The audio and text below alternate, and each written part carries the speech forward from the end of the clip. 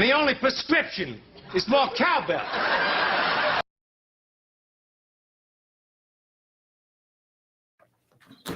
All right, guys, let's do that. Okay, so we are here because I watched this video. By the time I watched it, their recording had been over for like 4 hours. It took me 1.5 million different downloaders to try to do. It wouldn't let me screen record it. Anywho, this is a sovereign citizen who is accused of murder. And the prosecutor drops a solid bomb on why he probably shouldn't represent himself, but he still wants to represent himself. I actually have something to read first because I did a little bit of research into this and found something interesting. That way is fine. All right, so we got 2 men arrested in an Atlanta shooting where a man was killed walking his dog. So this took place on October 11th, 2024. Ricky Pierce is the suspect we're worried about because that's a sovereign citizen. That's the guy who was killed. That's his dog. I believe her name was Tequila, and she was stolen. Oh, Luna Knights, hogwash is a polite term for what we're about to listen to. He literally goes on for 20, 25 minutes about nothing but sovereign citizen things, simply so that the judge can just say, yeah, remember that time you went on for 20 minutes? We'll just ditto that. You don't have to explain it again. So 2 men were arrested in connection with the February 5th shooting of a man while walking his dog. On October 11th, Ricky Pierce, 41, was taken into custody by the DeKalb County Sheriff's Office. Pierce faces charges including murder, aggravated assault, armed robbery, possession of a firearm during a felony, and possession of a firearm by a convicted felon. Ricky Pierce isn't a great guy. Brandon Baker, 36, was previously arrested on April 22nd and is facing a similar charge. Both men are now in custody as part of the ongoing investigation into Harris's death. Samuel Harris, 44, known to the family and friends as JR, was shot and killed on Mitchell Street, Southwest, just after 8 p.m. on February 5th. His dog Tequila was stolen during the incident. If you're shooting someone over a dog, do better. As you guys know, I am extremely pro death penalty. Just call it a day. Just call it a day. Ricky and Brandon don't need to be out doing nonsense. Justin, if you haven't watched this, it is so much worse than anything you could possibly think of. Because in part of him reading his sovereign citizen, American State National is what he's trying to call himself. He also tries to read out his fee schedule and how much the state owes him for killing someone. And again, stay tuned for what the prosecutor has to say, because the prosecutor drops just the biggest bomb on this guy's life. Let's see here.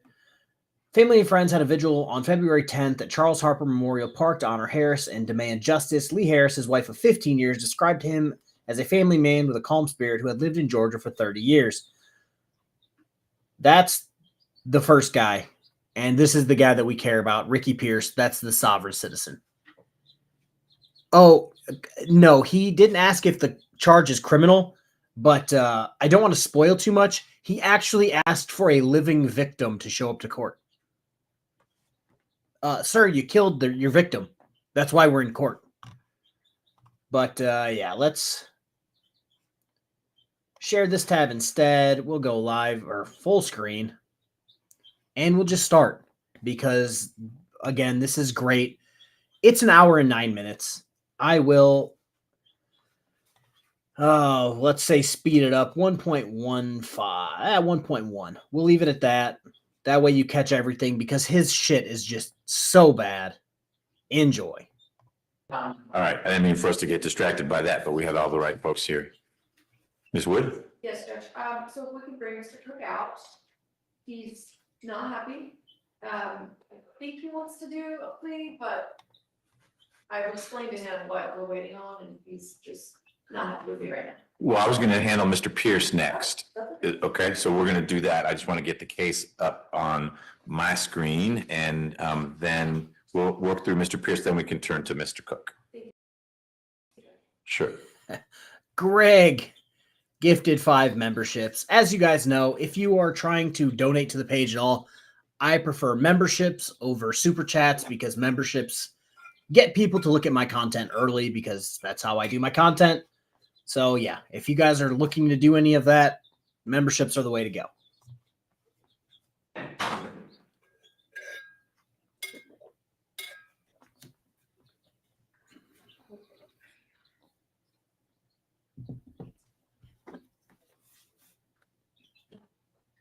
You want that podium or? Yeah, probably the podium. I think that's gonna be easier. I just need to find my checklist. Give me 1 second.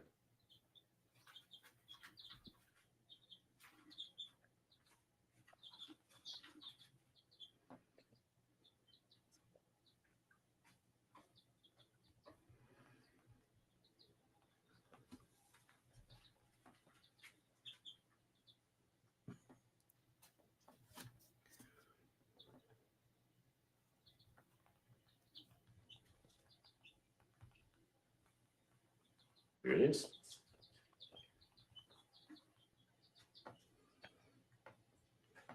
All right. Yes, I'm ready it's- when. they're ready. Yes, I'm streaming during the daytime.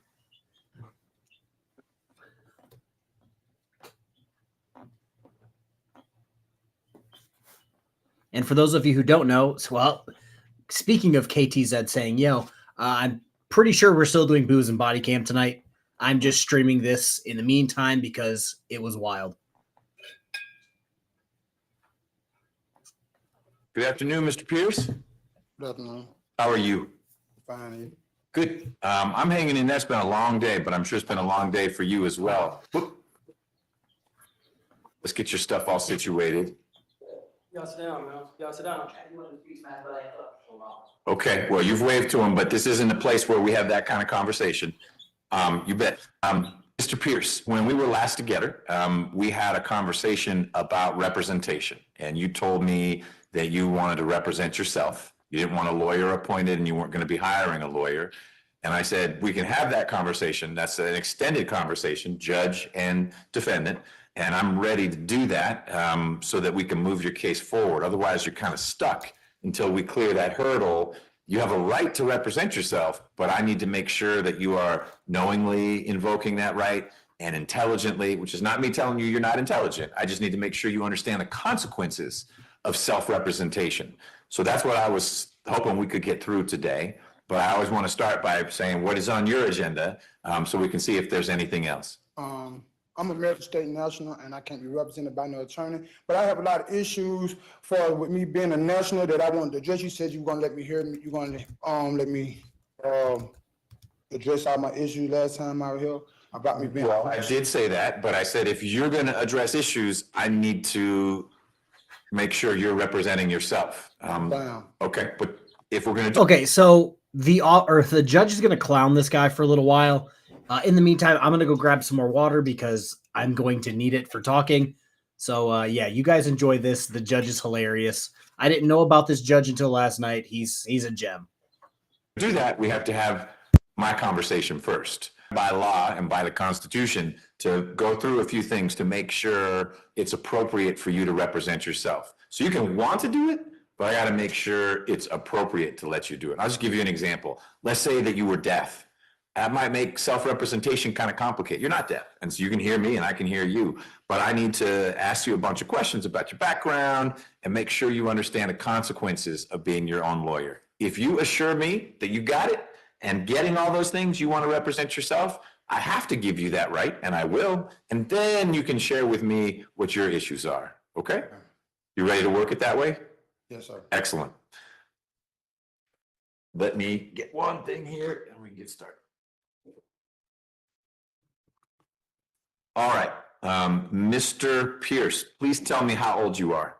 41 years old, How far did you go in school? 11th grade. All right. Did you ever get your GED? Yes, sir.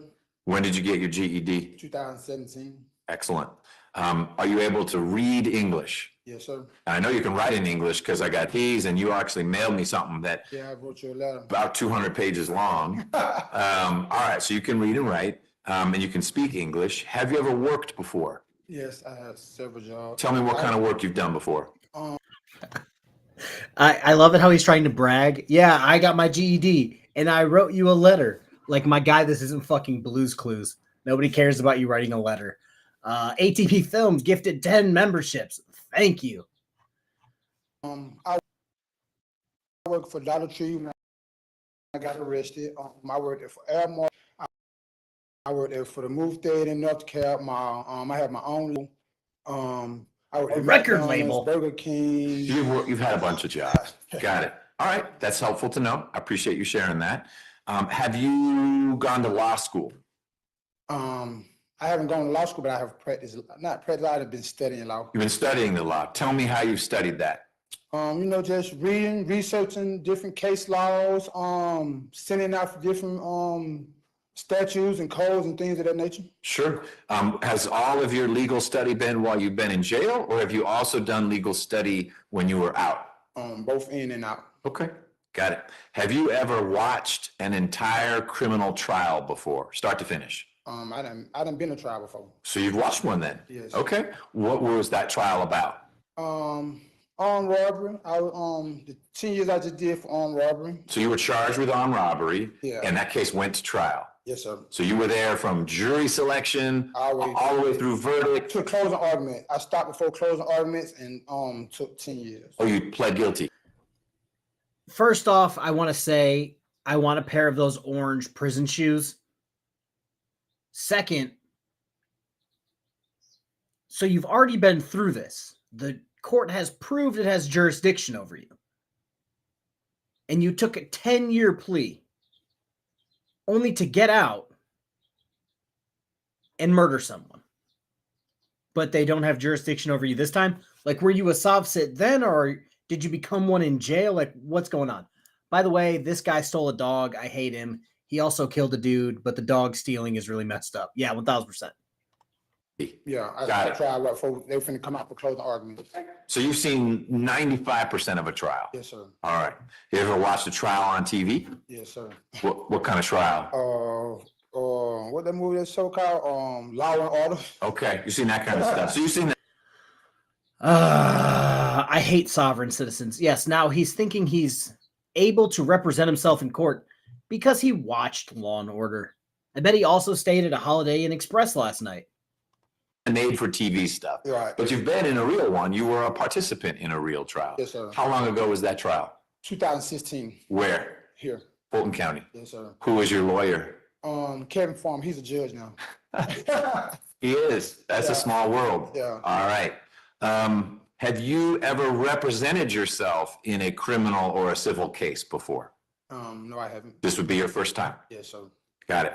Have you ever gone to a doctor or a counselor to get treatment for any mental health issue? No, sir. Depression or bipolar or anything? No, sir. Okay.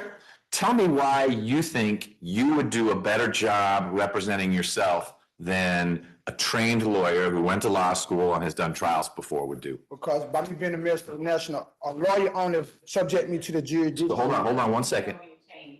Yeah, you got it. So the court reporter needs to be able to take down what you're saying. What you're saying is important. So just don't rattle the change, and then she'll be better able to hear you. So you were telling me by being an American State and national, and by me being a national, I can't be represented by an attorney because attorney automatically subject me to the court's jurisdiction. Okay, so my question was a little different. I hear you.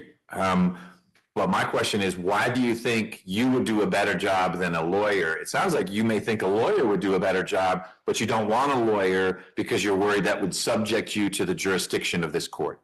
I know for a fact it'll subject me to it because a lawyer is as an officer of the court, and by them being an officer of the court, it automatically subject me to the court's jurisdiction. Okay, well, indulge me for a minute and assume, you may think I'm wrong, but assume that I've decided that you are subject to the jurisdiction of the court. And you said, Judge, you're wrong. Okay, but I get to make the decision initially, and then you go to the Court of Appeals and they'll say McBurney was right, McBurney was wrong. But if I've decided that this court has jurisdiction over you and this case and your co-defendant, do you want me to appoint you a lawyer because you're stuck here anyway, or you still want to represent yourself? I still want to represent myself because I'm not under the court jurisdiction. No chains. Okay, my bad. My apologies. I'm not under the court jurisdiction, and I've been studying it long enough. Almost my whole family is nationals, and we know pretty much a lot about it, and we know for a fact, the only way I could be subjected to a court jurisdiction is through a lawyer, because the birth certificate is a void contract, and through that contract, the birth certificate contract is what makes me subjected to the court jurisdiction. Okay, I'm gonna stop you again, not because I'm disagreeing with you. I am disagreeing with you, but we don't need to resolve that right now. I want to keep going with the discussion about representation. So this is how you know who has jurisdiction over you. Are you in America? Okay, well then America has jurisdiction over you, whether you were born here or you're just visiting. Were you arrested in a certain city? If you're alleged to have committed a crime in that specific city, congratulations, they have jurisdiction over you. So this whole, well, if I throw away my birth certificate and don't get a lawyer, I'm untouchable. It's like, dude, the court just proved it had jurisdiction over you when you just did 10 years. Before I get to the next question about the consequences of self-representation, if we fast forward and play this out, eventually you are either going to be pleading guilty in this case or you're going to trial. You're going to disagree about jurisdiction. I'm going to be very respectful and say, you know what? I hear you, Mr. Pierce, and you don't think I have jurisdiction or this court has jurisdiction over you. And I may be wrong about that, but we're still moving forward. Here comes a jury. We're going to do the trial. And so we'll go through that whole process. And I may be told I'm wrong by the Supreme Court, and then I'll have to fix that, and I will fix it. But there'll be this trial. You're going to want to represent yourself, even though we're going forward with it. Yes. Okay. Do you know what you're charged with in the indictment? No, I haven't had, I know what I'm charged, but I haven't had nobody come talk to me about nothing. I don't know what's going on. I don't know. Well, that's because you said you don't want a lawyer. And so this is what we're getting into. No one's going to come talk to you about what's going on. I'll make sure you get the discovery, the paperwork in the case. And when would I? Well, it's complicated. We can get you the paper stuff pretty soon. Okay. But if I'm making this up, I don't know what's in the case. But if there's video, let's say there's surveillance video, I can't give you that at the judge. It's on a disc. What are you going to do with the disc? So I think that the judge knows that there's a video. And again, the prosecutor is going to lay it on him. And it's just going to be like, oh, you should probably take whatever plea they're offering you. Disc at the jail. You can't watch that. You don't have a way to watch that. And, I would be signing a private investigator too, right? By me representing myself? Nope. You don't get an How would I investigator. do my investigations and this part of the process? Well, we're going to talk about that, but you don't, I mean, that's a reason to say, you know what, I will take a lawyer because that lawyer will have an investigator and that investigator. But can I hire my own private investigator? With your money, if you got money for it, you can hire anyone you want. But I won't be providing you money to go hire an investigator because you're saying I'm handling it myself. I got this. Mr. Pierce has it, which means your family would be, they could be helping you or an investigator or something like that. Or there may be some way, and I can't teach you how to do it, where you could petition to get funds for an investigator, but that's not for today. One of the consequences of representing yourself is there isn't someone who comes and sits down with you and say, let's look at this discovery. Man, the way the police handled that looks like that's a problem to me. I've been a lawyer for 20 years. I've never seen a police officer do that. That's something. Okay, so you know how I said it a little while ago? Man, I would really love to have some of those orange prison shoes. Well, I found some, which are dope, for $8.60. Problem is, they only come in quantities. The lowest quantity you can get is 12, and I don't need 12 pairs of shoes. Something a lawyer could tell you after he or she reviewed all the discovery, and you won't get you could look at it and say, hey, this looks suspect, but you'd be making that decision without a lawyer helping you think about it if you represent yourself. Do you understand that? Yes, sir. Okay. But you seem concerned that someone hasn't already come to the jail to talk to you about what's in the indictment. I'm not concerned. I was just, Okay. wasn't informed on it. Right. I know I was supposed to get a discovery package at least, or Well, not yet. report an indictment or something. You will get it if in the end you convince me that I should let you represent yourself, then you will get all that stuff. But no one should have given you anything yet because we're on hold. Is he going to have a lawyer? Then we give the discovery to the lawyer who works with you on that. Or is he representing himself? Then we give the discovery to Mr. Pierce. And right now you're saying, I want to represent myself. And if we get through this conversation, then you'll start getting discovery. Let me tell you what you're charged with in the indictment. Count 1 charges you with murder, and it alleges that you and Mr. Baker shot and killed Samuel Curtis Harris Jr. That's count 1. Counts 2, 3, 4, 5, and 6 are all, and 7 and 8 are all what we call felony murder, which is you and Mr. Baker caused the death of Mr. Harris by being involved in a different crime: attempted robbery, armed robbery, aggravated assault, being a convicted felon, and having a firearm. Although that's just Brandon Baker. Brandon Baker apparently was a convicted felon at the time of this murder, and the murder was in February of last year. Oh, you are too. There you are. So you had a felony conviction as well. You and Mr. Baker are charged with attempted robbery, and the allegation is, and again, these are just allegations. There's not proof of anything, but it's letting you know what you're charged with and what you'll need to defend against. Okay. But the attempted robbery allegation is that in February of 2024, you and Mr. Baker approached Samuel Curtis Harris Jr. on foot on Mitchell Street, right near here, with the intent to take his property. Count 10 charges you and Mr. Baker with armed robbery, saying, in fact, by using a gun, you took his property. In fact, what you took from him was a firearm. Count 11 charges you both with aggravated assault for shooting Mr. Harris. 12 is possessing a gun in connection with these crimes that I talked about. Same with 13. 14 is just Mr. Baker. 15 is you. And it says that on that date, you had a firearm, but you were a convicted felon because back in 2010, you got convicted of something in Clayton County. And also, you got convicted of something here in Fulton County in 2016. I guess that's your robbery you were talking about. Yeah. So the thrust of it is, the allegation is you and Mr. Baker robbed Mr. Harris and shot him, and he died as a result of that. That's what you're charged with. Today is not the day to say, Jesus Christ.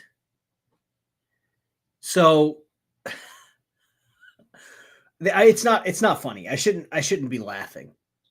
He did 10 years starting in 2016, which means if he got out for good behavior, he would have just gotten out right before he committed this alleged murder. So he wasted no time getting out of jail for armed robbery and went, what should I do? Armed robbery. Let's try that. And then he ended up killing someone. So Scott McCrae, if Dude Bro didn't have the IQ of a turnip, he'd take a lawyer right now. Yeah, Dude Bro here isn't exactly the smartest human on the planet. hey, I didn't do it. It was self-defense. I wasn't there. That's your defense for another time. That's what you're charged with. So, Because I have it now? pardon me? How many counts I have it now? It is, Because I came here having 6 charges. it's about 12 charges, but a lot of them overlap. 1 count of murder, several felony murder counts, because each of those other things I mentioned, the attempted robbery, the armed robbery, the aggravated assault, that creates a felony murder count. And then you've got a couple charges, all for possessing the same gun, but because of your criminal history, it can be charged in different ways. So they got me charged with 3 different possession charges. 1 for possession of a firearm during the commission of a felony, and then 2 possession of a firearm by convicted felon, because you have a serious violent felony, your armed robbery, that leads to 1 type of possession charge, and the other, you've got this escape conviction out of Clayton, and that supports a different type of charge for possession. And what that charge is? It's possession of a firearm by a convicted felon, but it's a different type of convicted I felon. got 2 possession of firearms. You do? Yep. And those may not be good charges. I don't know. That's what you would talk to your lawyer about, or that you'd research on your own if you're representing yourself. All right. All right. Do you understand what the penalties are for these charges? Yes. You understand that for this murder charge, you could be sentenced all the way up to life without parole, meaning you would die in prison. Yes. Same with all the felony murders. Yes. You understand that they'd all merge. You can't get more than 1 life sentence for the murders. Say it again. You cannot get more than 1 life sentence for the murders. You understand that? They'd all merge together. But depending on how the case played out, armed robbery also, you could be sentenced up to life in prison. You understand that? Right. Okay. And then the other offenses, they're lower sentences, but still serious. But the big one is murder with the possibility, not the guarantee, but the possibility of life or life without parole. You understand that? Yes. Okay. Are you a U.S. citizen? Yes. Do you understand that if, I'm not a United States citizen. well, I'm not trying to trick you. Were you born in the United States? I'm not a It's like the judge just went, gotcha. You just admitted you're a United States citizen. United States citizen. I'm a American State National. Okay, tell me where you were born. I was born at Greater Hospital. All right, a Grady baby. That's all I need to know. There are a bunch of questions I can skip if you were born at Grady Hospital. If I decide that it is appropriate for you to represent yourself, do you understand that you don't get to change your mind partway through the trial? What you mean? Well, here's an example. In your armed robbery trial, you were able towards the very end to say, you know what, I want to plead guilty. I want to switch it up. I'm going to plead. Let's take this away from the jury. If you go to trial as your own lawyer and we get partway through and you realize, dang, this is harder than I thought. I don't really know what I'm doing. You don't get a call a timeout and say, Judge, find me a lawyer. Oh, yeah. If we start representing yourself, we finish representing yourself. Start to finish. You understand? Okay, so if I represent myself, later on down, I can't have my family hire me a lawyer. That's different. That's different. I wouldn't appoint a lawyer. You could bring in a hired lawyer whenever you want, knowing that if we're in the middle of trial, you could bring someone in, but we're not going to pause the trial. That person would have to jump down next to you and say, I'm ready to go. That person couldn't say, well, I need a week to get ready. But you'd be telling a lawyer, it's a strange assignment. You're going to come represent Mr. Pierce, and he's actually on day 2 of the trial. But some lawyers might be willing to do that. So yes, your family could hire a lawyer tomorrow, next month, next week, next year. Hopefully we'll be done with your case before then. But what you could not do in the middle of trial is say, Judge, I quit. You need to go get me a lawyer. Understand? Okay. Do you understand that in almost every instance, self-representation, you being your own lawyer, is a bad idea? That's personal opinion, right? It is a personal opinion. I'm giving you my opinion. I think it's a bad idea. Why? Well, I'm about to get to that. Do you understand that if you represent yourself, you are not entitled to any special treatment? There's not a Mr. Pierce rule like, hey, he doesn't know this rule. I'm not going to apply the hearsay rules to him because he doesn't know what hearsay is. You understand that? Whatever rules apply to the state, and if you had a lawyer, your lawyer, they're going to be the same rules for you. Understood. So if you are asking questions of a witness and you really, really, really want to get this exhibit in, Judge, I need to let the jury see this. If you don't know what questions you're supposed to ask to get it in, I don't say, ask these 3 questions. You got to figure it out on your own. And if you can't, then this doesn't come in as evidence. You understand that? I thought you were supposed to admit the evidence before you start trial. Well, sometimes it works that way. Sometimes it doesn't. It can work that way, but sometimes in the middle of trial, like, hey, you know what? I want to admit this now. But you don't get to ask me questions about how do I do this thing. Oh, yeah, if there's an objection and I sustain it, and you look kind of confused, you're just going to stay confused. I don't take a time out, have the jury leave the room and say, here are the 3 things you need to do to get this piece of evidence in. You understand that? Yes. That's one of the reasons why I think it's a bad idea, because I know you're smart and I know you've been doing some legal research. The reason from what I read his community post, that's why I'm like, I'll go live today. Apparently he didn't sleep well last night, so he decided not to stream today. So I'm streaming in his place. But I also know that you're not a trial lawyer, and so you might not know how to get something in evidence because you don't know which questions to ask. But you're aware of that. You know that's the rules. Do you understand, Mr. Pierce, that by choosing to represent yourself, you may miss possible defenses, legal arguments that a lawyer could make on your behalf to try to convince the jury to find you not guilty? Understand that? Yes. Yes? Okay. Do you understand that anytime that you fail to make what would be a valid objection, let's say the prosecutor is asking a leading question, and if you objected, I'd sustain it. If you fail to object, that evidence is coming in, and you don't get on appeal, say, wait, that evidence came in. Because if someone doesn't object, that's not anything that can ever be appealed. Do you understand that? Yeah. Okay. Do you understand that I will not be making objections on your behalf? I may be thinking, this prosecutor is breaking every rule in the book with these questions, but they're rules of evidence, and it's not my job to hit the buzzer and say, that's not a fair question. It's your job to hit the buzzer and say, I object. You understand that? Yes, sir. And I won't give you a little signal like a wink saying, hey, now's the time to object. You're on your own, sink or swim. You understand that? Understood. Okay. Do you understand that unless you take the stand and testify, none of the words that you say to the jury will be evidence in the case? What you mean? So lawyers are, you saw your trial, you said, hey, it ended before closings. That means you saw openings, opening statements. Then when the prosecutor got up and said, Pierce is a bad man, he did an armed robbery, you'll hear the evidence, and he held a gun to someone, whatever they thought the evidence would be. None of that is evidence. All of that is the lawyer talking, saying, here's what you may hear. You'd be free to give an opening too. And your opening might be, I wasn't there. It was all Mr. Baker. You're going to hear evidence that I was in Louisiana when this crime happened. That's not evidence that you were in Louisiana. That's just you talking to the jury. And I'll be telling the jury that nothing that you say when you're giving your opening or that the prosecutor says while she's giving her opening is evidence. It's just some guidelines that the jurors could choose to follow as they're thinking about what the case is about. The only way you would get evidence in is if you choose to testify or if you figure out how to admit exhibits. Question. Yeah. What's the difference from me starting an open argument and a lawyer starting an open argument? It'll be admitted evidence if a lawyer started an open argument. It's not, nope. I tell the jury before we start the trial that you're going to hear from, if you represent yourself, I won't say the lawyer, I'll say you'll hear from both sides. You're going to hear from both sides an opening statement. That's not evidence. It is a preview of what each side thinks the case is about, but it's not evidence. And you didn't get to hear this because you pled out before then, but I would say, as would any judge before closing arguments, you're about to hear closing arguments. These are not evidence. These are arguments from both sides saying, here's what the evidence showed, or here's what the evidence failed to show.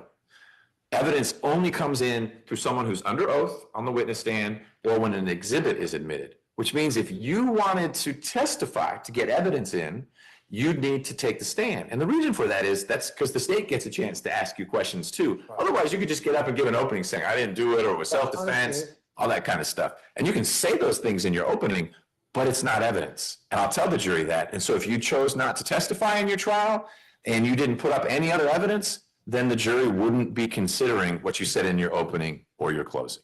You understand that? Yeah. Okay.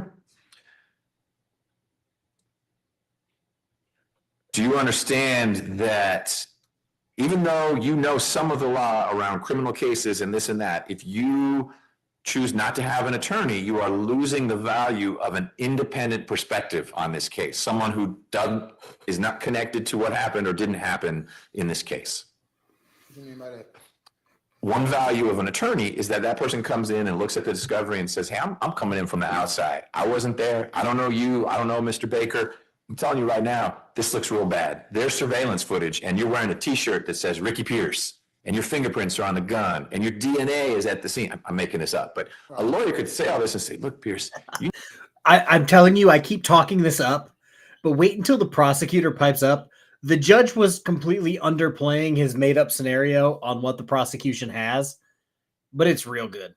you need to work this case out because the prosecution is going to run the bus over you and back it up and run it over you again with all this evidence. That's a lawyer having a hard conversation with you, if that's what the evidence was. But you also might have a good lawyer look at it and say, they have nothing on you. You were merely present. Baker had the gun. The video footage shows Baker shooting the guy, and you're standing there looking as scared as the poor guy who got shot. I don't know what the evidence is. I do know that having your own lawyer means someone who is independent, who isn't running the risk of going to prison, can look at this and say, this is a good case for you, or this is not a good case. You will never get that independent assessment of the strength and weakness of the state's case if you represent yourself. Right. You understand that? Yes, sir. Okay. Do you understand that the prosecution will be free to bring in the most experienced attorney it wants? I won't say, hey, Pierce isn't a lawyer, so you need to bring in a brand new prosecutor who's never tried a case before, so it's more even. Understand that? Yes. They could bring in the big guns, and that's your problem and not anyone else's. Understand? Good. Okay. Do you understand that I will not ever tell the prosecution to go easier on you as the opposing side because you're not a lawyer? Yep. I'll expect them to treat you as respectfully as they do defense attorneys, because you ought to be, you're the other side, but they aren't going to need to pull punches with objections or anything like that. If they think something wrong has happened, they're free to object. You understand? Yes. Okay. Do you understand that if you are found guilty at trial, you will not be able to argue on appeal that you were a bad lawyer for yourself? Understood. Because that's a claim that a defendant can always make if he's got a lawyer. It's called ineffective assistance. See, you know stuff, but you cannot say I was ineffective, meaning Right. Ricky Pierce was ineffective. Right. You may have been very ineffective, but you don't get to argue that if you're your own lawyer. Understood. All right, you're understanding all the stuff you need to. Do you understand that you will not get extra time to prepare for trial just because you're representing you're gonna have plenty of time. Trial's not tomorrow. But if you say, you know what, I need a year to get this done, I'm going to say, no, you don't. You're not going to get any more time than I would give the lawyer that I would appoint to represent you. Or if you hired a lawyer, I wouldn't give that lawyer a year to get ready. There's a family that's grieving because of a loss. You're sitting stuck in jail. And so we need to move this case along. I'm not going to rush it, but I'm not going to go slowly just because you represent yourself. Understood. All right? Do you understand, and this is something we've already talked about, but it's important we cover it again, your ability to investigate this case and do legal research will be very limited by the fact that you're choosing to represent yourself and you're stuck in jail. Yeah. You got that? You appreciate that's a disadvantage, Yeah. but it's a disadvantage you're willing to eat. Yes. Okay. All right. You understand if you had a lawyer, you hired one or I appointed one, that lawyer would not be stuck in jail with you. That lawyer would be able to go out and you could say, hey, you need to go interview Fred Smith. And they try to find Fred Smith. And they'd have an investigator who could try to find Fred Smith. You understand that? Yes. You're going to need to figure out how to do that on your own. Right? Okay. Now, if you had a lawyer, you understand that that lawyer could give the opening statement for you, could do the jury, we call it voir dire, but questioning jurors in advance when you're doing jury selection, could interview witnesses, subpoena witnesses, prepare jury charges, do closing arguments, cross-examine the state's witnesses.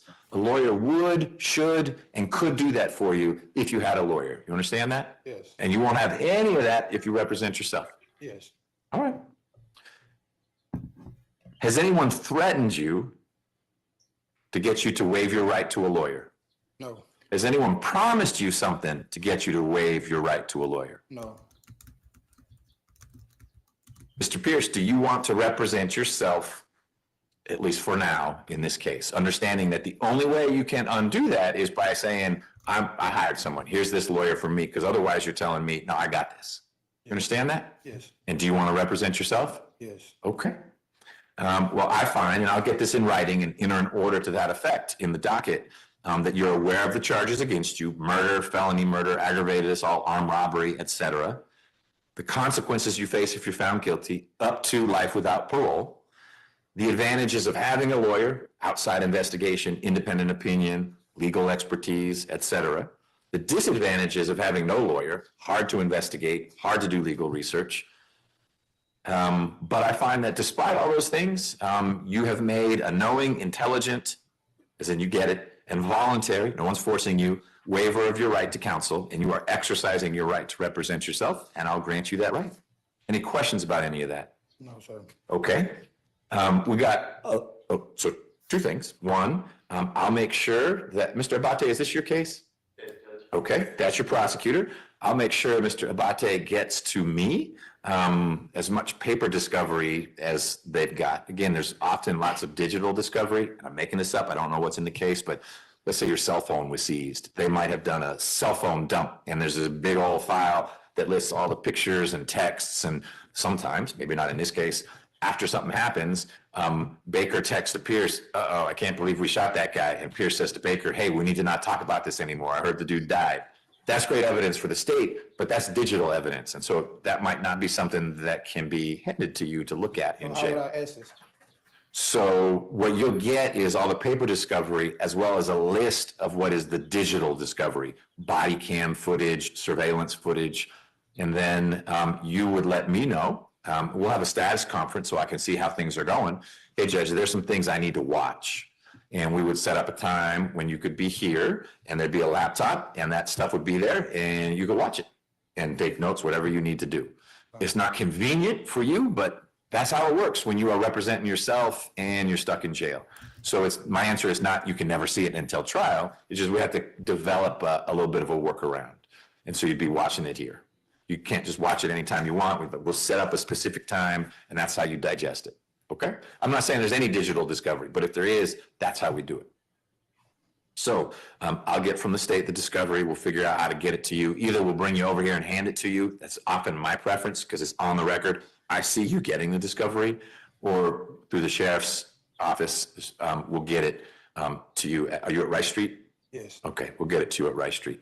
Mr. Abate, what would you say the ratio is in this case of paper discovery to digital discovery? A lot of digital discovery. Okay. Like Mr. Baker's cell phone extraction, and there's a lot of video surveillance, some of which this defendant, Mr. Pierce, is seen in high definition video shooting the victim in the head. Okay, so Yes, that's what like the whole reason I was waiting for the prosecutor to talk. The prosecutor said, yeah, we have his video or his cell phone dump. We also have some security cameras. We also have a high definition video of Mr. Pierce shooting the victim in the head. That's not really something you can come back from. Like, yeah, that's actually his face in 4K holding a gun, shooting a guy in the head, and stealing his dog. You can't sit your way out of that. Are you gonna say the security camera doesn't have jurisdiction over you? Like, where is your argument going to take place? And because this is not like a normal and stealing the dog. It's not like a driving without a license where society is the victim, even though they don't like that. This is literally you shot a guy in the head and stole his dog, and he died, and they have it on camera. Like, how could you sit your way out of that? Other things he'll need to see. Okay. When you generate the paper discovery, would you please include, you don't need to list the description of each video, but 9 surveillance videos, 2 body cams, whatever the generic count is. So Mr. Pierce knows, and then he can be keeping track. Wait a minute, I've only seen 1 body cam and it says there are 2. We can sort that out. Thank you. So you'll get the paper discovery, and then clearly we're going to need to figure out a time when you can come here and watch it. You get to watch it privately. The prosecutor's not going to be there while you're doing it because you may have a reaction to it, and take notes, whatever you need to do. That's number 1. Number 2, are there things that you think we need to talk about now, or now that you represent yourself, are there instead things that you want to get in writing and file as motions? Yes, I have 2 motions that I want to file. I have them wrote up now in my thing, and there's a lot of issues that I have to address. So his issues, just buckle up, guys. The next 30 minutes of your life, I don't know if you want to get a drink, maybe make some nachos, something like that. He's going to go on for 20 pages of absolute nonsense. So buckle up. With me being a national, just put it on a record for my benefits. Okay, so let's do that. Let's do 2 things. 1, I want you to put on the record, we want to just do it.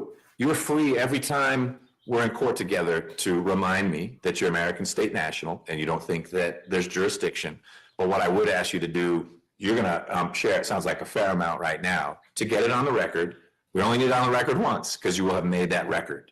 And then in the future, all you need to do is say, hey, I rely on the record I made. You don't even need to state the date, but that I made before about my objection to jurisdiction or whatever you want to call what you're about to share. So I'll always let you make a record, but I will push back a little bit if next time I see you, like, hey, I need to make that same record again. No, you don't. You made it, and you only need to make it once. And then there's a transcript so that if you need to take something up on appeal, they only need to read it once. All right?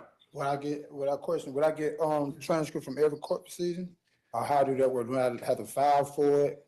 So or automatically get it to me? I'm representing myself. So every time Ms. Rivers is taking something down, we can create a transcript. We don't immediately generate transcripts because, for example, if you go to trial and you're found not guilty, we don't need to create a transcript of any of that because you're done. You go home. If you're found guilty, then we need to make transcripts of everything because all that goes to the Supreme Court for the appeal.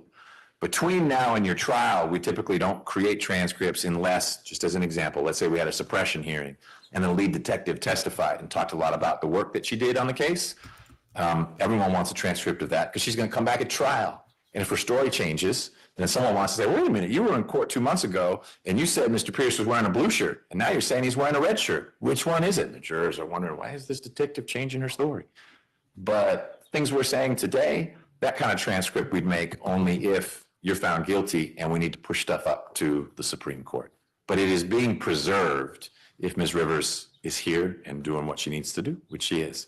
So why don't you briefly share with me the things you want to get on the record? Again, like I said, it's 20 pages. It's definitely not going to be anywhere close to brief. Your Honor, let the record reflect that I'm American State National, which is a private American. I'm here on a special appearance to administer the affairs of the All Caps Trust. I am the living man, Ricky DeMond Pierce, and not the All Caps Legal Fishing Corporation or dead entity. I stand on the land and soil jurisdiction, and that's the highest jurisdiction known to man. This is my oral request of me changing the court's jurisdiction over me here today. I have not contracted with the court in any kind of way, and I don't plan on contracting with the court in the near future. I have been forced to come here against my will and God-given rights under threats enforced by your government officials, which is kidnapping. Your courts have no jurisdiction over me, and I stand on the land and soil jurisdiction and have proof of it when I came to court on January the 30th, 2025. Your courts, plus in Louisville versus Motley, if any tribunal finds absent of proof of jurisdiction over a person and subject matter, the case must be dismissed. Your court's jurisdiction is the jurisdiction of the sea, which is an admiralty and maritime laws, which is also a military tribunal, and these courts are known as a ship of war, a privateer, or a battleship. I am under public law, which is common law, which is also the law of the land, natural law, God's law. I have God-given rights that can't be violated, and the courts. I'm pretty sure under everything he's claiming, it expressly puts in there, don't kill people. I'm pretty sure that's in there. On the admiralty and maritime laws, which is a foreign law to sea jurisdiction. See Article 3, Section 2 of the United States Constitution. And no living people live there, only dead persons, legal fictions, corporations, and dead entities. Because all cities are considered dead entities, which is another reason why you have to dismiss this case, because the living cannot be judged by the dead.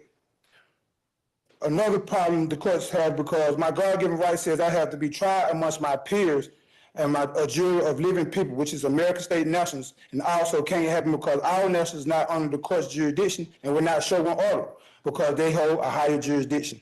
In the original Constitution, Section 3, Article 3, Section 2 states that the United States, the corporation judicial power is under admiralty and maritime jurisdiction. And I am under the land and soil jurisdiction, and I have gave courts proof for this when I came to court January the 30th, 2025.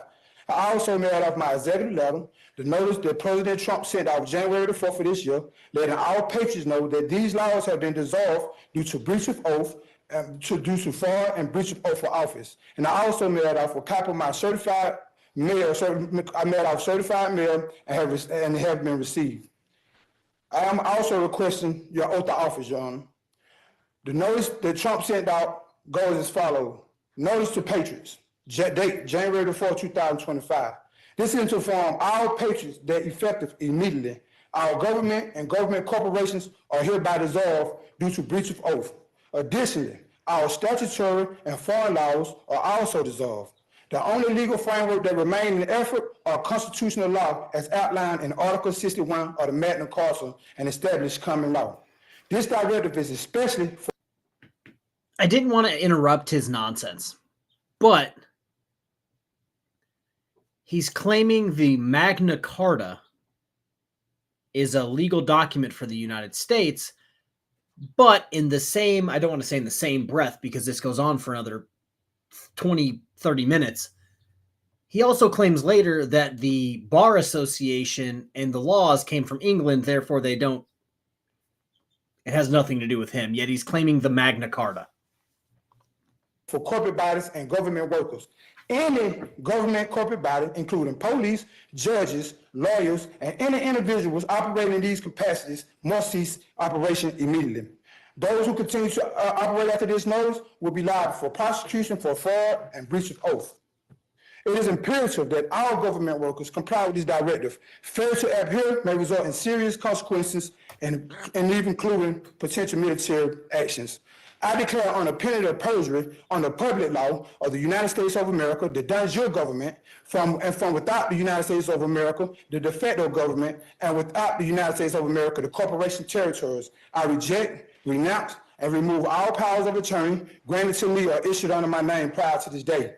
My birth certificate was the only contract that subjected me to these laws, but the birth certificate contract is void because I was only a minor and had no knowledge of this contract when it was constructed, which makes this contract void, which means the court lacks subject matter jurisdiction over me. I am no longer an employee of the government, which is the corporation government. I declare on the penalty of perjury on the public law of the capital T, United States of America, the does your government, that I reject, renounce, and remove any and all alliance to any king or prince, any foreign state, any foreign government or flag.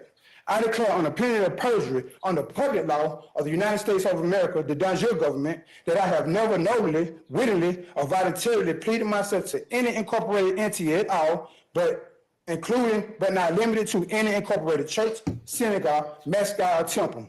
I declare on the penalty of perjury on the public law of the United States of America, the de jure government, that I have never knowingly, wittingly, or voluntarily pleaded myself of any foreign state, foreign sovereign, or separated myself from my birthright political status as American state national. I declare, publish, and affirm on the penalty of perjury on the public law of the United States of America that I am a lawful inheritor, acting with full rights and authority, responsibility, and honor now and always while my tenure on earth shall last. I, the living man, Ricky Murd3r, affirm and declare that I have returned to my lawful birthright political status as a Georgian, and I have a copyright and trademark the all caps name, which is a trust and not the living me.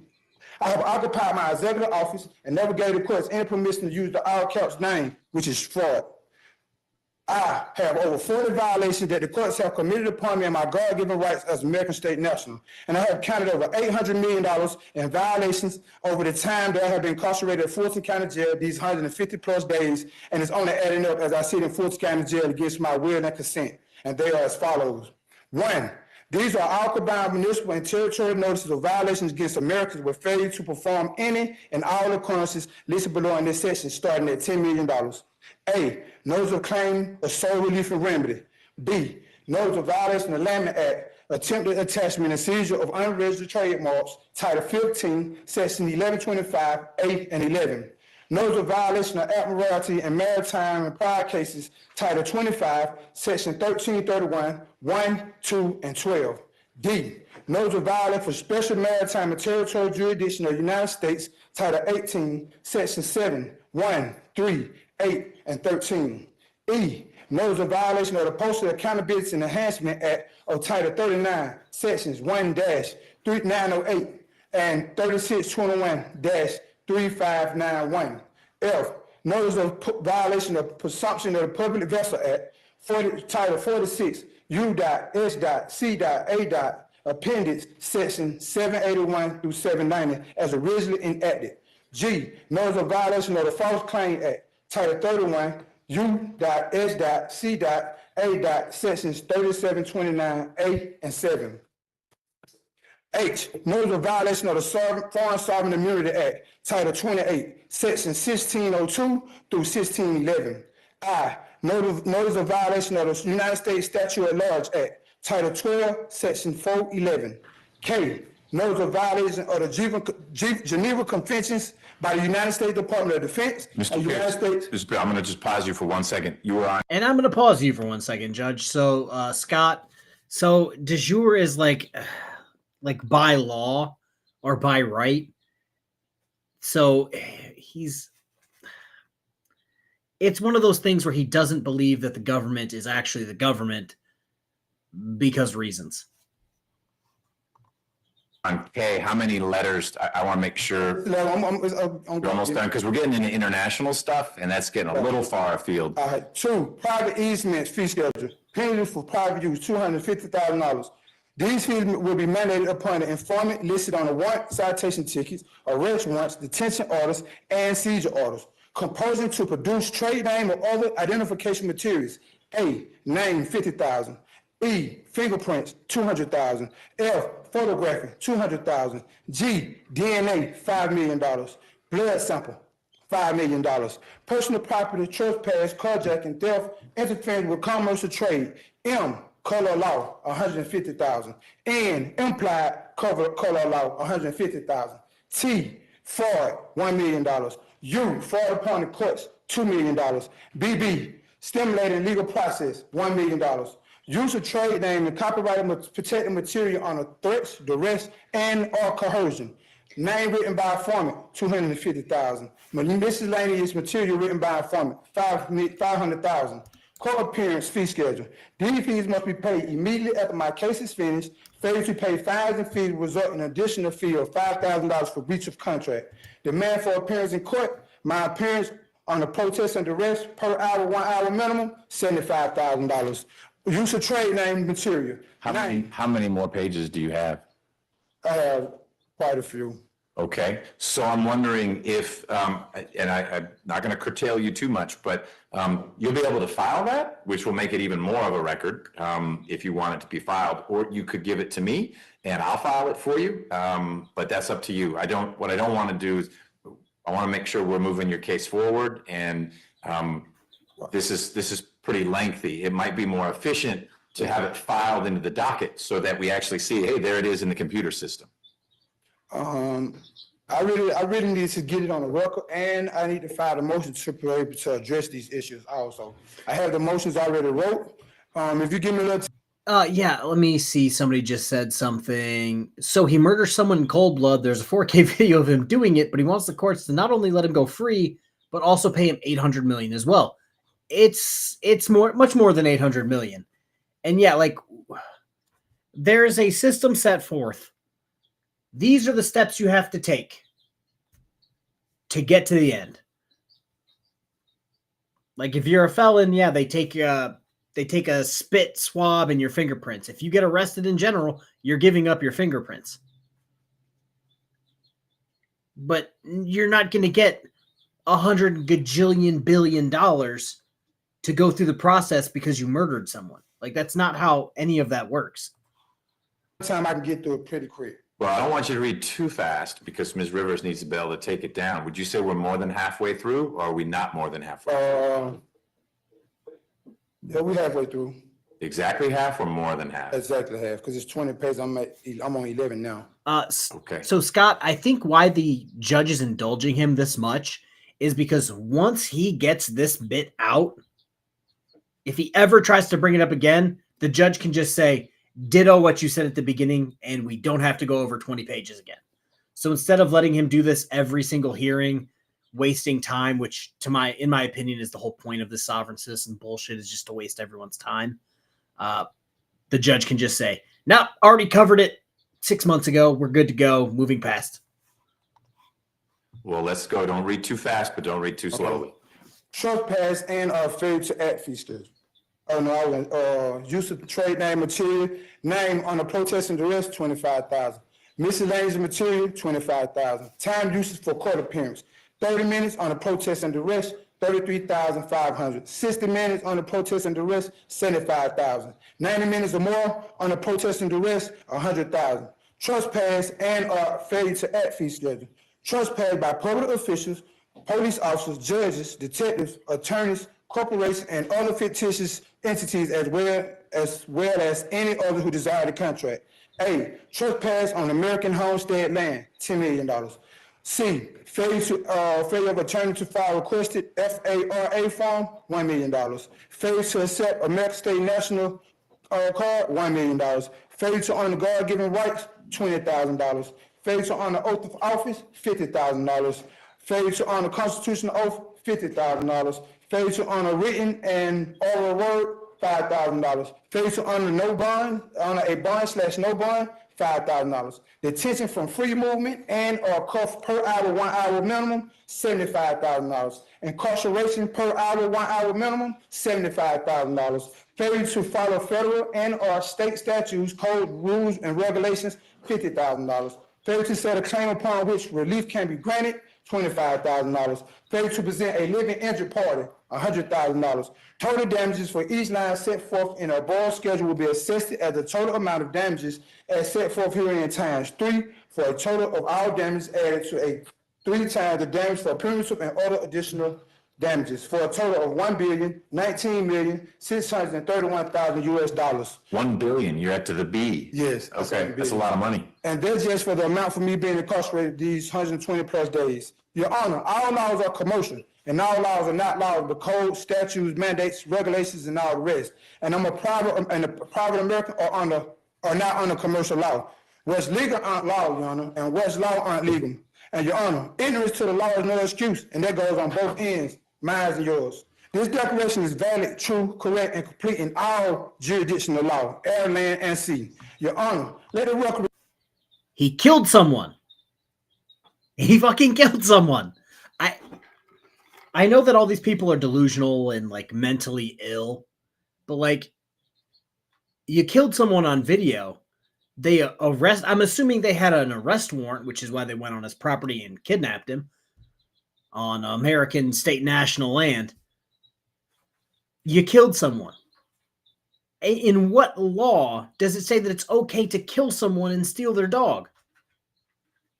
Like, I must have missed that part in the Constitution where it said, if you want to shoot someone over their dog and then steal it, you're golden. You're good to go. So the fact that he's bringing up, oh, they didn't honor their oath, they kidnapped me, blah, blah, blah. You're talking out of your ass, dude. Reflect that if you war against this is warring against the Constitution. And warring against the Constitution is called piercing the veil. And piercing the veil is called treason. It's treason is punishable by death, and there's no remedy for treason. Also, in Orange. Speaking of death, you killed someone. How is it treasonous to hold someone who literally, there's a video of him shooting somebody in the head and stealing his dog? How is it treason to go, yeah, we're going to have to throw you in jail or worse? Like, how is that treason? They didn't honor their oath. Yeah. Dude, you killed someone. You killed someone. Versus the independence, also at a court, have no immunity from persecution when violating the constitutional right. I am honored the United States of America. I must admit, again, do we have a constitutional right to kill people and steal their dog? I have a copy of the Constitution. Read it several times. I must have missed that one. That is your government. You like Confederation of the States. Mr. Pierce, there's one phrase you've used a whole bunch of times, and I don't understand it. The what government? The That is your government. What is, spell that? D-E-J-U-N-E, space J-U-N-E, That is your. D-E. J-U-R-E. Oh, got it. Okay. That is your. Yep. Thank you. Okay, which is the Confederation of the States. And the Federation gave the United States, the corporation, the de facto government, the power to operate out the 10 square miles, which is in Washington, D.C. And any laws outside of Washington, D.C. is commercial. And private Americans are not under commercial laws. We are under public law, which is common law. My God-given rights has been violated by being forced to give my DNA, fingerprints, eye pattern, and blood DNA against my will. I never consented to them arresting me or detaining me after I put them on notice of my political status. Your Honor, United States, the de facto government, is a for-profit corporation, which means they have a Dun and Bradstreet number, and no corporation can interact with a living man under another corporation. Your Honor, it states that every man is independent of all laws except those prescribed by nature. No man or woman is bound by any institution formed by his fellow man without his consent. See case law, Cruden versus Neal, 2 N.C.338, May term 1796. Your Honor, in 1845, the then Pope and the British monarchs, both of whom were honor-bound to act as trustees for United States Trust, and both of whom acted in gross breach of trust, agreed that the American experiment was not working. The whole idea of self-rule was antithetical to the idea of divine rights of a king's supremacy. So they signed a secret treaty of Verona and agreed to undermine the American government. The British Monarch Corporation Company, which controls the bankers and lawyers, issued license to lawyers to act as privateers. That's why the Bar Association requires licensing. Acronyms for bar mean British Accredited Registry. Anytime we see the word license, it means that someone in a position of rulership is giving someone else permission to do something that is otherwise illegal. In this case, the king gave the members of the Bar Association permission to act as privateers against American commercial vessels, because the jurisdiction where they attack us is international, admiralty, and maritime commercial laws. And that's why you see the gold ridges around the flag, around that war flag, because the war flag is a war flag representing that the government is at war with the citizens. See 1864 Naval Agency and Distribution Act. Again, also, the United States was incorporated by the Pope, and the laws we are bound by are foreign laws from Great Britain, which means that the United States, the corporation, got Americans bound by laws from Great Britain, which is also illegal. That's why, again, you have BAR, which stands for British Accredited Registry. What page are we on? What am I almost doing now? I'm closing now. All right.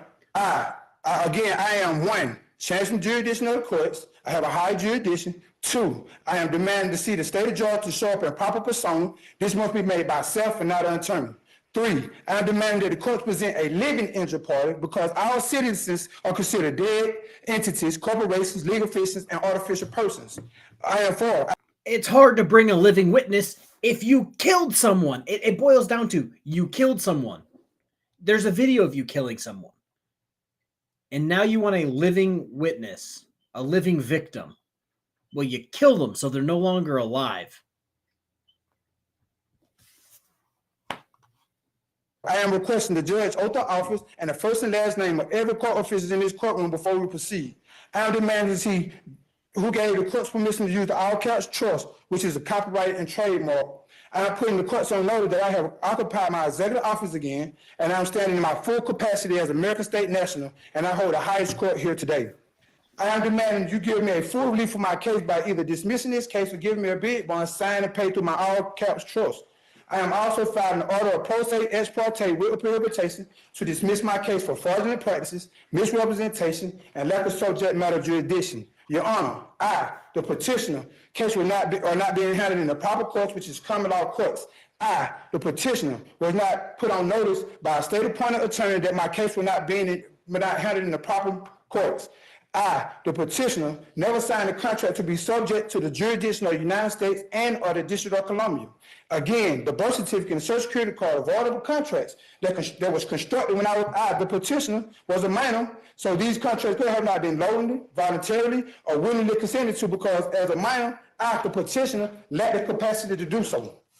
Again, I am making a clear and unequivocal demand to petition the court, the state, to show up in proper persona. The state is a legal entity, and a legal entity is an artificial person. And an artificial person is a corporation, which cannot appear in proper persona. See case law, Penhollow versus DOANES. This vagueness doctrine may invalidate criminal law for two independent reasons. First, it may fail to give a proper kind of notice that will enable ordinary people to know what kind of conduct to prohibit. Second, it may authorize and even encourage arbitrary and discriminatory enforcement. Your Honor, a basic principle of due process that a law is unconstitutional if its prohibitions are not clearly defined. Plus, so now a law saying you can't kill people is unconstitutional. Like, if only that were true. Like, Ed, it hurts your ears when he tries to pronounce jurisdiction. This guy's a nut job. I, the petitioner, cannot owe a debt in a bankrupt nation, and no title of nobility shall be granted by the United States. See the United States Constitution.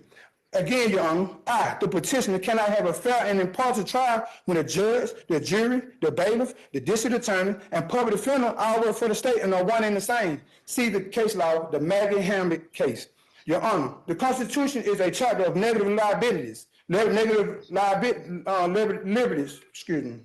It tells the state to let people alone. It does not require the federal government or even the state to provide services, even so elementary as maintaining law and order. See case law ID, period, CF.OLMSTEAD versus United States 277 US.438 and 478 1928. And again, Your Honor, any judge or magistrate who does not comply with his or her oath to the Constitution of the United States wars against that Constitution and engages in acts of violation of the supreme law of the land.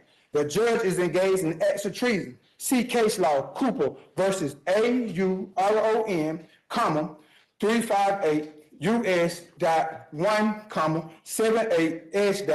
CF.1401, 1958. Your Honor, the authentication of my birth certificate signed by the Secretary of State, the Secretary of Washington, D.C., and the Governor of Georgia is admitting that the government made a mistake by making me to abide by a void contract and subjecting me to the jurisdiction and laws of the government when I had no knowledge of this contract and was too young to even know that this contract exists, that the government tricked me and my parents into without our knowledge and consent.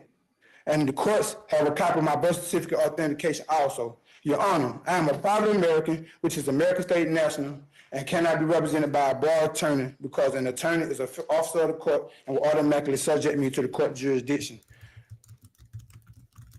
And I hear you on that, which is why we had the first part of our conversation, and I've concluded that you've got the ability to and the desire to represent yourself. We'll do that. I appreciate you making that record. As you and I agreed, you won't need to do that again. You've now made all those objections, made it very clear that there's $1 billion plus, and I get it that that number is increasing. Every day you're in custody and people are trying to contract with you when they shouldn't, all that. You've made a healthy record of that. You are welcome to file things now. because you are your own attorney, you can now file things of record into the docket. But when we see each other again for whatever the next court event is, we can use a shorthand where you can say, I renew the objections that I made on the record when I was last in court. And that way you're not going to need to break your vocal cords by going through that again. But that was very thorough, and I appreciate you making that record. So you want to leave these motions here today? So this one time, I'll take responsibility for filing things for you. Yeah, you know what, I'll wait, because I still have some other. You want to do more work on it? Yeah. Okay. There is a way for you to file things from the jail, and they ought to tell you about that, but you can get things to the clerk's office. Don't mail them to me, because if you mail them to me, I'm not the clerk. They won't get in the docket. They go into my inbox, and I've got my Pierce collection. You should also know if you send things to me, I probably need to send them to the prosecutor as well, because we can't have what we call ex parte conversations. In the same way that the prosecutor can't call me and say, let me tell you what Pierce did. That won't happen. If Mr. Abate wants to talk about this case, you need to be in the loop as well. And so we'll bring you over here, or if it's real simple and technical, we'll get you in a Zoom booth so you can see and hear. But if it's anything substantive, you'll be here in person in open court for that, okay? So what I see as our next steps, then I'll see if the prosecutor has anything else, and I'll see if you have anything else, is that I'm gonna get a scheduling order in that gives a deadline for Mr. Abate to get together the paper discovery and then a list of what the digital discovery is, and we'll figure out how best to get that to you. I need to enter an order that says you get to represent yourself, so that's in there, and then we move forward. Okay, cool. What about you? Yeah. Last time I was here when I went to trial, they had where I went to the law library and look at video footage. That's not possible anymore. Well, I can. I don't know, meaning you went to the law library at the jail? Yeah. And you were able to like. They had an officer supervise me to watch the videos. Okay, why don't you ask? That's a question you need to ask the folks out there. I don't control the sheriff's security protocol. They may still do that. They may have cut it off because someone said it's video footage and instead it was an adult movie or something. And that's not you, but someone may have done something that abused that privilege. So ask, and if the answer is there's a way to do it, we'll make it happen. What I do know works, because I did it the last time I had a pro se defendant, is that he came here and we had a laptop. The prosecutor brought in a laptop and said, here's the directory, here are the 5 videos. Prosecutor went away and you hit play and you got to watch them. Took whatever notes you wanted and then you went back.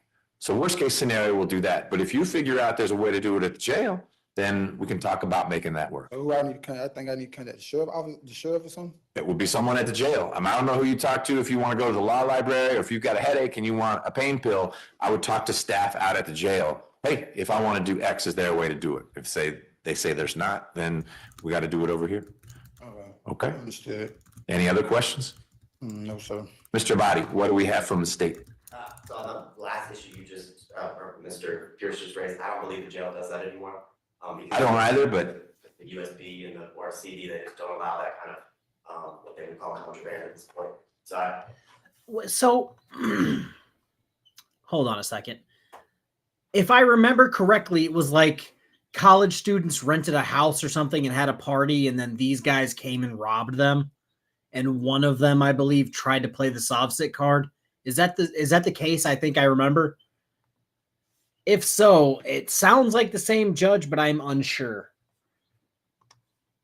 we can ask obviously, but just for efficiency purposes, I think. So with the law library, just see the law library still do it.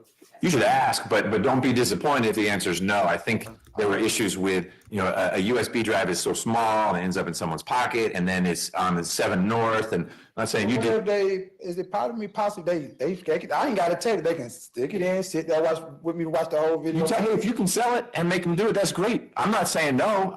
It's not my call. It's not his call. That's 100% the chief jailer's call. And they may have said, we're not doing it anymore. And if they're not, then you come over here and we'll make it happen. Anything else? No, Your Honor, I'll get paper discovery, this week. Great. To Your Honor, and then, I will, in abundance of caution, put all the digital media on the drive just in case. Good. And regardless. Well, and that'll be helpful, because if you include that with the paper discovery, then you don't even need to be in, if we can get our hands on a laptop, then, we'll let you know when Mr. Pierce is coming over, but we may not need to impose on you to show up with the stuff loaded on a computer. I don't know. I don't want to get in the middle of the technical stuff, but I do want to enable Mr. Pierce to see what the state has. I have no problem logging in the laptop when he's here. did that with Judge Ingram on multiple occasions, and it seemed to work pretty efficiently. Good, I think so. And Mr. Pierce is an ANC recidivist, so he is facing, if convicted, a mandatory life without parole sentence. Okay, and is there a recidivist notice in the docket? Not at the moment, I intend to file it. Okay, Mr. Pierce, I'm gonna translate that for you. You may already know what it means, but because of your criminal history, the state has the ability to file a pleading, which it sounds like they're gonna do, that if you're found guilty, and all this is contingent on a jury finding you guilty. If they find you not guilty, none of this matters. Okay. There's a big if, and if a jury comes back with guilty, I had mentioned that the maximum possible penalty was life without parole, but if you'd never been in trouble before, that's not a mandatory sentence. Life, I'd have to impose life, but I have the option to choose between life without parole or life. Unless you've got sufficient criminal history and the state files this notice. And if they do that and they've got certified copies of your convictions, then that takes that discretion away from me. And the only sentence. Well, now that kid and this guy can spend the next 40 years in prison talking about how, you know, they can be the next Sovsit gurus in jail and the jailhouse lawyers that are spending the rest of their lives in prison because their shit didn't work. Sentence you can get is life without parole. And that may be where we end up, but they haven't filed it yet. When they do, we'll figure it out. But it's important that you be on notice of that, because sometimes the defendant thinks like, hey, you know what, if I'm found guilty, it'll be life. That's a long time, but it's parole after 30 years. But if life without parole is the only option, it just may make you think differently about the case. Don't know, but we'll keep you posted. Okay? I appreciate everyone's patience. Mr. Pierce, we'll get you back here either because you filed something we need to talk about, or it's time for you to look at the digital discovery. All right? So, question before we go, how much, do I have like a certain amount of time to file all the motions that I need to file, or how do that work? So there'll be a scheduling order that comes out, and we'll need to make sure it gets to you, and that's got a deadline for the state to get discovery, and then you've got a deadline after that, so you can see all the discovery to file motions. Okay. You can always file a motion later on. I just don't promise you that I'll get to it before we get to trial, because you want to avoid a defendant just before trial. It's like, oh, no, I got another motion and another motion. So you're going to want to start filing things. If you already have them here, put them down on paper and start filing them. But you'll get this scheduling order that's got the cutoff where anything filed after that date is out of time, and I can choose to ignore it, and I don't get in trouble with the Supreme Court. Okay. Okay? And question, I know I've been having a conflict with attorneys, so does my time from this day, today on forward, start me to file my speedy trial? I know it's a certain time frame for you to file a speedy trial. Are you guys as shocked as I am that he has trouble with attorneys? I'm not shocked. The fact that he just went on for 30 minutes of just absolute garbage, that's probably why you have a problem with attorneys. Trial, so does that time frame start now, since we have an understanding? Right. It started from when you were indicted and not now. So you can still file. You can file. Well, I'm not going to give you advice. You should file what you want to file, and we'll work through whether it's a mandatory speedy trial or if it's a discretionary one. But I'll tell you, no one's interested in slowing this down. Mr. Baker is on a trial calendar that starts in a week. And I'm having to slow that down because really you two ought to be tried together, unless someone can convince me that you shouldn't be tried together. Are you gonna try together even if I'm not a citizen? Yep. We can try a citizen next to a non-citizen. That's not, the only reason you don't try people together is if there are reasons why there's some evidence that can only come in if they have separate trials. But I leave that up to the lawyers and you to work through that. My default is always to try co-defendants together. And Mr. Baker's case is ready for trial. So if you say, I want a speedy trial, no one's going to say, no, let's slow it down. They'll want to move it along. But you file what you want to file, and I promise you we'll work through it, okay? All right. Thank you, deputies. You can take Mr. Pierce back. Okay, guys, that's the that's it. Oh God. His whole, you're going to try a citizen next to a non-citizen? Let's just break this down to the most absurd. If I have a guy from Georgia being tried in Georgia and his co-defendant is from fucking Denmark and they killed somebody on video, yeah, they're going to be tried together. Hate to break it to you, but that's how it works. So it was a buddy-buddy murder? Yeah, 1,000%.